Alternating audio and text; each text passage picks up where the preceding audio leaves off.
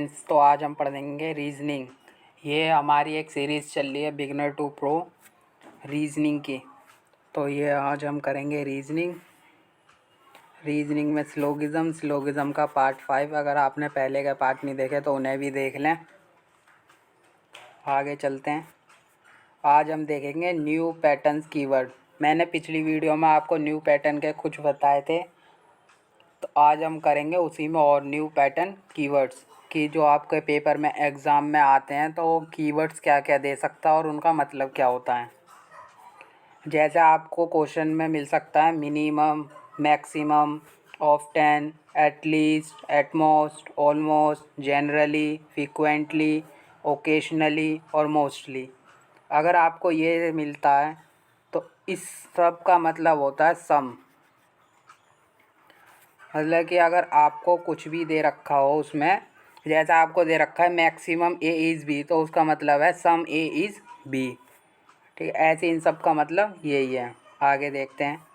Each, every और any, इसका मतलब होता है ऑल। अगर आपको कोई कहे ईच ए इज़ बी, इसका मतलब है ऑल ए इज़ बी। अगर एवरी कहता है तो भी ऑल है, एनी का मतलब भी ऑल है। तो आगे देखते हैं। और देता है नन और नॉट अ सिंगल, इनका मतलब होता है हमारा नो।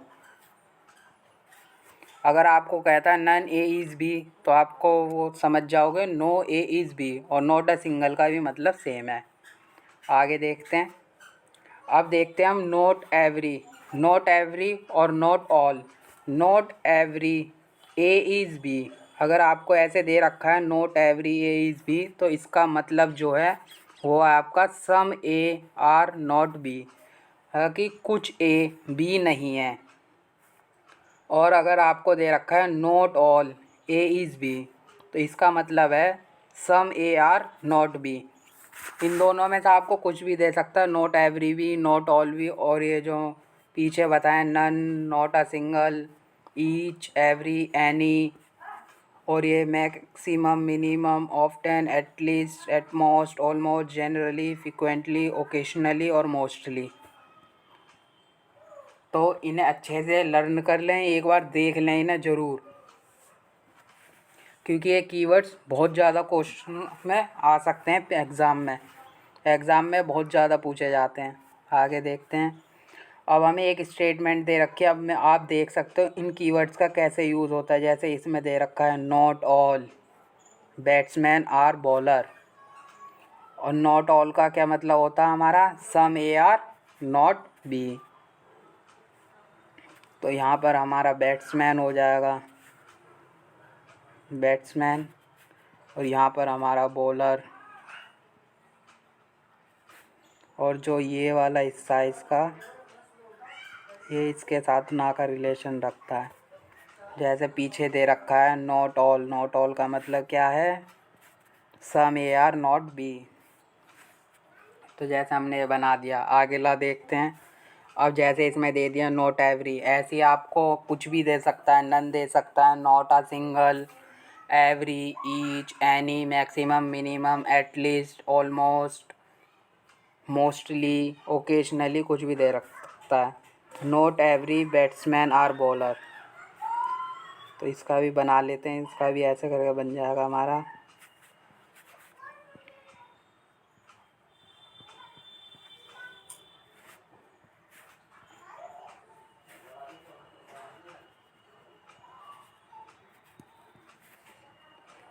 इसका भी ऐसे ही बन जाएगा। अगला देखते हैं। अगला हमें दे रखा है नॉट ए का मतलब है no A is B. Not A is B, not A is B मतलब नॉट ए इज़ बी। आगे देखते हैं। जैसे हमें दे रखा है नोट आ दे रखा है। नोट आ का मतलब होता है no. Not a ball is bat, इसका मतलब है नो बॉल इज़ बैट। तो इसका बना लेते हैं हम।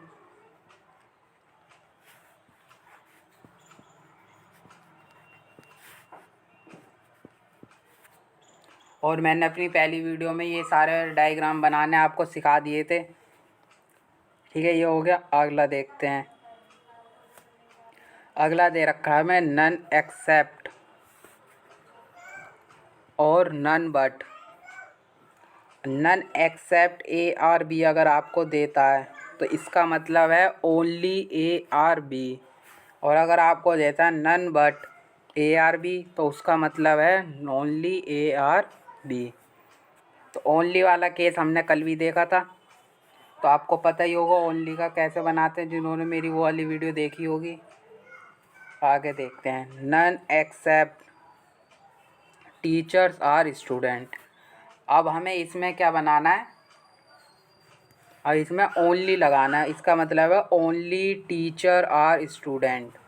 तो ऐसे बनेगा हमारा टीचर, उसके अंदर बनेगा हमारा स्टूडेंट, और स्टूडेंट पे आ जाएगी एक जिगजैग लाइन। ऐसे बनता ओनली का। ठीक है, इसका डायग्राम ऐसे बन जाएगा none except teacher are student. अगला देखते हैं none but pizza are sandwich.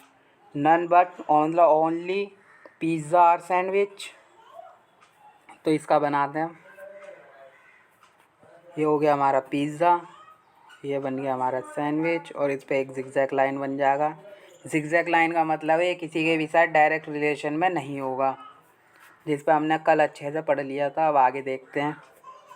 अगला जैसे हमें दे रखा all except and all but. All except और ऑल बट।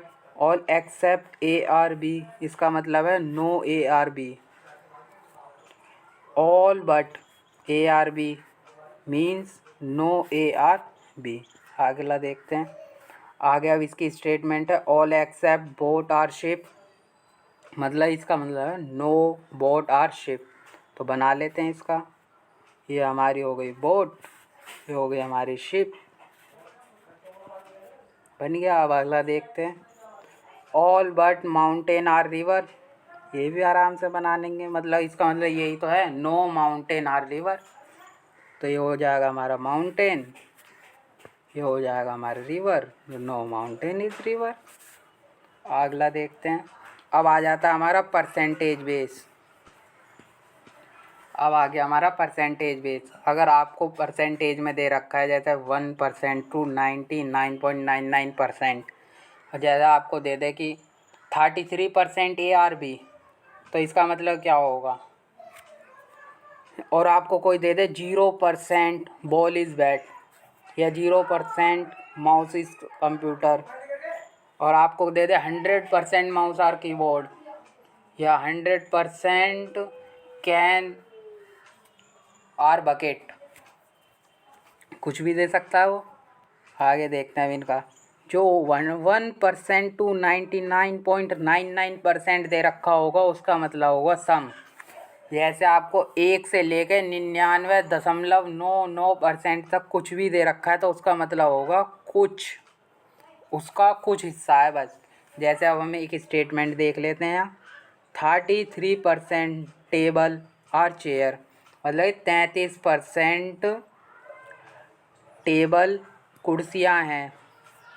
तो इसको बनाते हैं हम। 33 का मतलब सम, तो इसका बना लेते हैं टेबल। सम का आपको पता ही रखा है मैंने कैसे बनता है।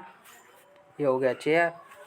ये वाला जो हिस्सा है ना, ये दोनों में कॉमन आ रहा है, ये हमारा 33%। अगर 99 होता हम जब भी इसको ऐसे ही बना लेते हैं, क्योंकि सम का हमारा ऐसे ही बनता है, मैंने अपनी पहली वीडियो में आपको बता रखा है।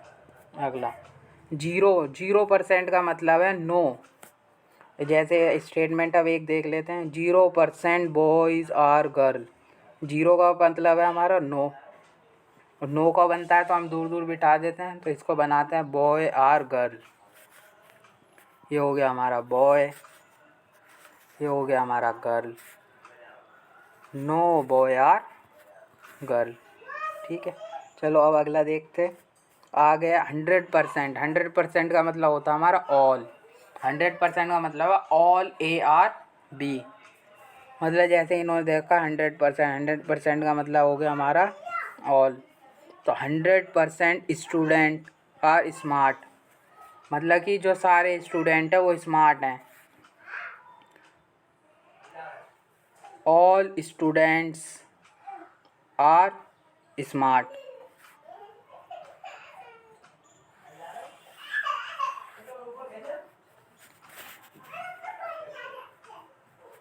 तो ये बन गया हमारा स्मार्ट, ये बन गया हमारा स्टूडेंट।